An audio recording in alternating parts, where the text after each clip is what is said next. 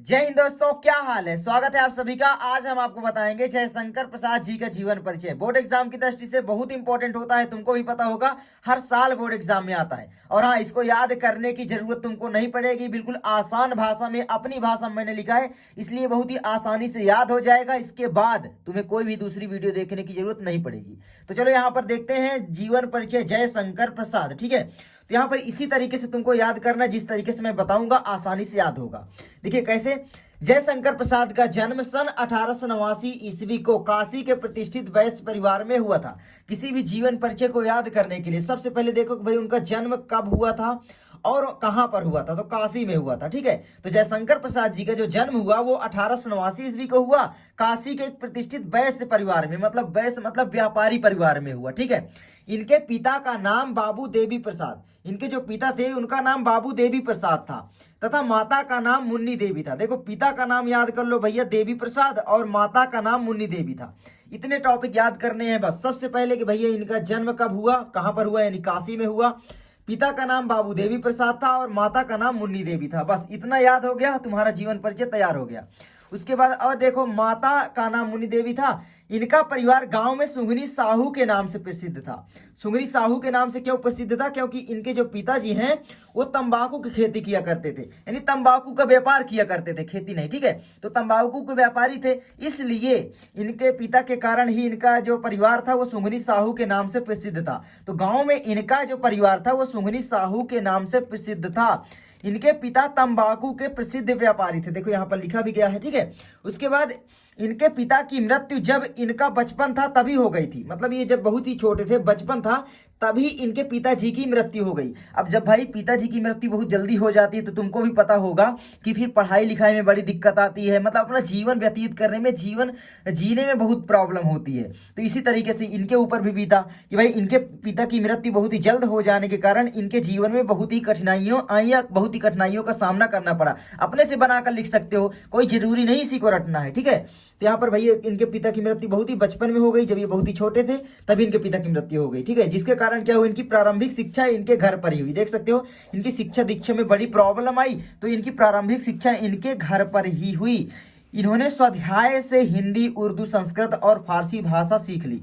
स्वाध्याय से मतलब अपने से पढ़ के, मेहनत करके इन्होंने संस्कृत, उर्दू, हिंदी, फारसी भाषा सीख ली। देख सकते हो ना, बहुत ही अच्छा पढ़ते थे मतलब घर में, तो इसलिए इन्होंने सीख ली। अब देखो, उच्च शिक्षा के लिए सर्वप्रथम इनका नाम क्वींस कॉलेज में लिखाया गया। ठीक है, कहां पर? क्वींस कॉलेज में इनका नाम लिखवाया गया। ये याद कर लेना भैया, इनकी जो उच्च शिक्षा हुई वो कहां पर हुई? क्वींस कॉलेज में हुई। ठीक है, ये याद कर लेना। तो इनकी उच्च शिक्षा क्वींस कॉलेज में हुई, ऐसे भी तुम लिख सकते हो आराम से, है ना। परंतु इनका मन वहां पर नहीं लगा, और मन नहीं लगेगा तो सीधी सी बात है विद्यालय छूट जाएगा, तो विद्यालय छूट गया, यानी ये 8वीं तक ही शिक्षा ग्रहण कर पाए। ठीक है, विद्यालय छूट गया क्योंकि क्वींस कॉलेज में इनका जब नाम लिखाया गया तो इनका मन वहां पर नहीं लगा, इसलिए इनकी शिक्षा छूट गई, वहां से ये चले आए। ठीक है, फिर क्या हुआ भैया, ये 8वीं तक ही शिक्षा ग्रहण कर पाए, 8वीं तक। ठीक है, उसके बाद मात्र जब ये 12 वर्ष के थे तभी इनके पिता की मृत्यु हो गई थी। देख सकते हो, मात्र जब 12 मतलब बचपन में ही कह लो भाई, 12 वर्ष जो है बचपन ही तो होता है। मैंने ऊपर लिखा था जब ये बचपन के थे तभी इनके पिता की मृत्यु हो गई, जिसके कारण क्या हुआ, इनकी प्रारंभिक शिक्षा में इनको बहुत ही कठिनाइयों का सामना करना पड़ा। प्रारंभिक शिक्षा इनके घर पर ही हुई, है ना, ऊपर मैंने यहाँ पर लिखा था। तो बिल्कुल सेम इसी तरीके से कि भाई इनका जब नाम क्वींस कॉलेज में लिखवाया गया तब ये क्या है, बड़े हो चुके थे लेकिन इनका मन नहीं लगा। दूसरी चीज कि भैया 12 वर्ष के जब थे तभी इनके पिता की मृत्यु हो गई। ठीक है, उसके बाद भैया क्या है, कुछ समय बाद इनके माता जी की भी मृत्यु हो गई। देख सकते हो, मतलब जब ये 12 वर्ष के थे पिता की मृत्यु हुई, उसके बाद जस्ट 1 साल मान लो, कुछ समय बाद इनके माता जी की भी मृत्यु हो गई थी। ठीक है, तो भैया माता पिता दोनों का साया उठ गया, मतलब ये बिल्कुल ही क्या हो गए, अनाथ हो गए। अब अनाथ हो गए भैया तो समझ ही सकते हो अनाथ व्यक्ति कितना कठिनाइयों का सामना करता है ना, कोई फिर नहीं होता। जब भाई माता पिता का साया हाथ से उठ जाता है ना अपने सर से, तो फिर कोई किसी का नहीं होता, ये सच्चाई है मेरे दोस्त। ठीक है, उसके बाद है भैया, अतः इनके ऊपर कठिनाइयों का पहाड़ टूट पड़ा। देख सकते हो, है ना, तो भाई कठिनाइयों का पहाड़ ही तो टूट पड़ा, माता पिता की मृत्यु हो गई। इनकी शिक्षा दीक्षा का प्रबंध इनके बड़े भाई शंभुनाथ जी ने किया। तो भैया इनके बड़े भाई शंभुनाथ जी थे, उन्होंने इनकी शिक्षा दीक्षा का प्रबंध किया, मतलब किया करते थे ना, इनका जो भी जरूरत की सामान है सारी चीजें पूरा किया करते थे, कॉपी किताब बुक जो भी। तो शिक्षा दीक्षा का प्रबंध इनके बड़े भाई शंभुनाथ जी ने किया। लेकिन तो क्या हुआ, कुछ समय बाद बड़े भाई की भी मृत्यु हो गई। भैया इनके जो बड़े भाई थे उनकी भी कुछ समय बाद मृत्यु हो गई, देख सकते हो ना भैया। तो और फिर क्या हुआ, इन्होंने 3 शादियां की, किंतु तीनों ही पत्नियों की असामयिक मृत्यु हो गई, है ना। तो असामयिक मतलब भैया समझ सकते हो, बहुत ही जल्द मृत्यु हो गई, मतलब शादी की मृत्यु हो गई। इस तरीके से फिर दूसरी पत्नी से शादी की, फिर भी मृत्यु हो गई, फिर तीसरी की, फिर भी उनकी मृत्यु हो गई। तो ये सब बहुत ही इनको टेंशन हो गया था, ठीक है। और जो पिताजी व्यापारी थे वो व्यापार भी संभाला करते थे, लिख सकते हो। तो उस व्यापार में भी इनको बहुत सारा घाटा लगा था, ठीक है। आप जब पढ़ोगे तो पता चलेगा, लेकिन इतना ही लिख दोगे ना ऐसे, तो तुम्हारा जीवन परिचय में नंबर कोई नहीं काट सकता, और तुम्हारा 5 नंबर बिल्कुल फिक्स हो जाएगा, ये गारंटी है दोस्तों, क्योंकि बोर्ड एग्जाम ये हर साल आता है, ठीक है। उसके बाद भैया यहाँ पर इनकी जब पत्नियों की असामयिक मृत्यु हो गई तो क्या हुआ, आप यहाँ पर लिखोगे, जिसके कारण ये अंदर ही अंदर टूट गए, इनके स्वास्थ्य पर गहरा प्रभाव पड़ा, ठीक है। अब हिंदी के महान नाटककार, निबंधकार, कहानीकार सन 1937 ईस्वी को परलोक सिधार गए, यानी इनकी जो मृत्यु है भैया 1937 ईस्वी को हो गई। इतना याद करना है बस, इनकी मृत्यु कब हुई थी, 1937 ईस्वी को इनकी मृत्यु हो गई थी, ठीक है। तो इतना याद कर लो। और हाँ, इतना राइटिंग से लिखने में मुझको बहुत ही दिक्कत होती है, कई बार लिखा हूं, तो प्लीज लाइक शेयर सब्सक्राइब जल्दी जल्दी ठोक दो, अपने दोस्त को भी शेयर करो, ठीक है। अब यहाँ पर देखो, इतने के लिए तुम्हें मिल जाएगा 3 नंबर। अब 2 नंबर चाहिए ना, तो ये 2 नंबर इनकी रचनाएं लिखने के लिए मिलेगा। तो इनकी चलिए रचनाएं देख लेते हैं, इंपॉर्टेंट जो भी है, जैसे इनका नाटक हो गया चंद्रगुप्त स्कंदगुप्त, ये सारी रचनाएं हम देख लेते हैं, ठीक है। उसके बाद मैं बताता हूँ इसको याद तुमको कैसे रखना है। तो यहाँ पर इनकी मृत्यु देखो भैया, क्या है भैया यहाँ पर कि भाई महत्वपूर्ण रचना, इस तरीके से हेडिंग डालना बिल्कुल, ठीक है। और हाँ, ये फूल वगैरह मत बना देना, ठीक है, ऐसे ही रहने देना, ऐसे ऐसे तुम अंडरलाइन कर देना थोड़ा सा, ठीक है, ऐसे करके ऐसे कर सकते हो। और एग्जाम में ये फूल वगैरह मत बनाना, टाइम जाएगा वैसे, और ये फूल वगैरह अच्छे भी नहीं लगते, ठीक है। मैंने सजाने के लिए थोड़ा लिख दिया कि भाई आप वीडियो देखो तो अच्छा लगे। तो यहाँ पर इनके इंपॉर्टेंट नाटक देख सकते हो, चंद्रगुप्त, स्कंदगुप्त, अजातशत्रु, ध्रुव सामनी, एक घूट, ठीक है। और एक है इनका कामना, तो याद कर लेना, ठीक है।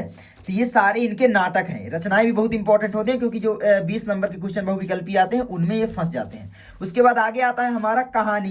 तो भाई ये कहानी है प्रतिध्वनि, छाया, इंद्रजाल, आकाशदीप। देखो एग्जाम में पूछ लेता है ना बहुविकल्पी में कि भाई प्रतिध्वनि के लेखक कौन है, ठीक है, प्रतिध्वनि किस विधा की रचना है। तो प्रतिध्वनि के लेखक जयशंकर प्रसाद, और विधा जो हो जाएगी वो कहानी हो जाएगी। इसी तरीके से इंद्रजाल के लेखक कौन है, जयशंकर प्रसाद, और विधा कहानी, इसी तरीके से पूछ लेता है। इसलिए इनकी रचनाएं पूरी की पूरी याद कर लो, रट लो, ठीक है।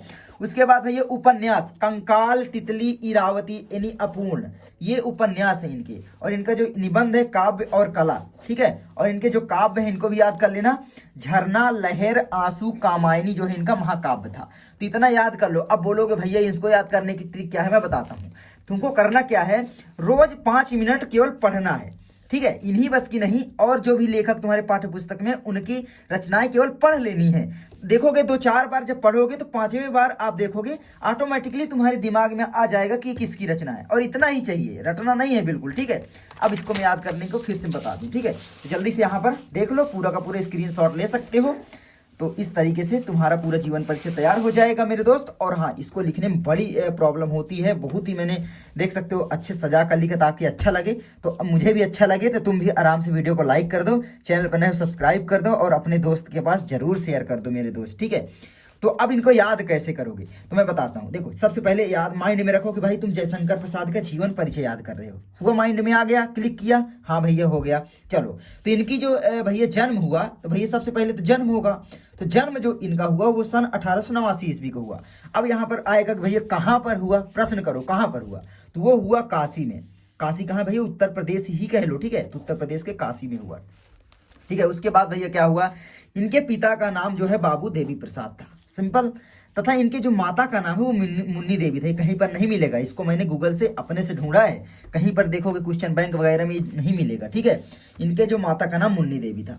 इनका परिवार गांव में सुंघनी साहू के नाम से प्रसिद्ध था, क्योंकि इनके पिताजी किसका, तंबाकू का व्यापार किया करते थे, ठीक है। सिंपल, समझ में आया।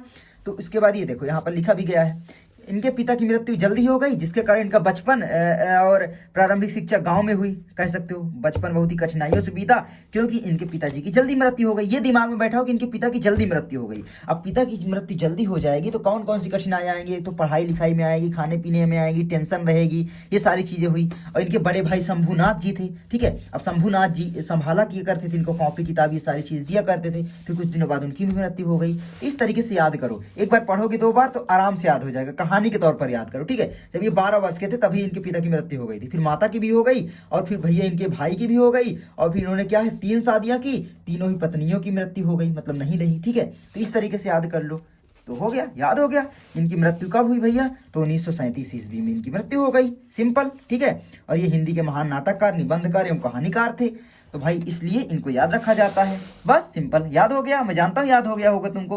तो आई होप वीडियो अच्छी लगी होगी, अगर अच्छी लगी है तो प्लीज वीडियो को लाइक करना यार, चैनल पर नए हो तो सब्सक्राइब कर लेना। मैं मिलता हूँ आपसे किसी नेक्स्ट वीडियो में। और हाँ, अगर आप तुलसीदास का जीवन परिचय देखना चाहते हो तो ये राइट वाली वीडियो क्लिक करो, ठीक है, तुम्हें ऊपर दिख रहा होगा। चलो मैं मिलता हूँ आगे, और मेरा हिंदुस्तानी क्लासेस चैनल सब्सक्राइब कर लो, वहाँ पर भी अच्छी अच्छी वीडियो मिलती हैं। चलो मिलता हूँ आगे, जय हिंद जय भारत।